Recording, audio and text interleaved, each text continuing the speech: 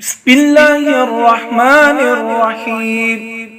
اللهم فاطر السماوات والأرض عالم الغيب والشهادة أنت الرحمن الرحيم.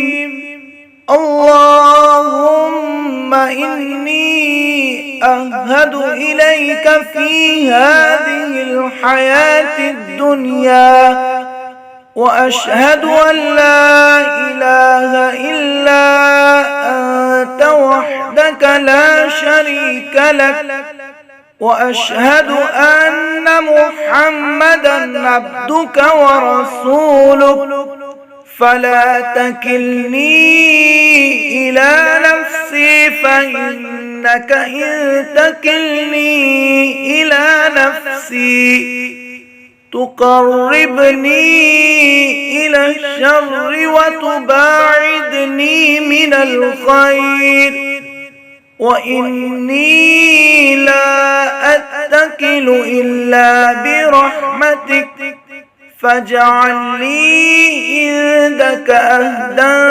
توفيه إلى يوم القيامة، إنك لا تخلف الميعاد. وصلى الله تعالى على خير خلقه محمد وآله وأصحابه أجمعين برحمتك يا أرحم الراحمين.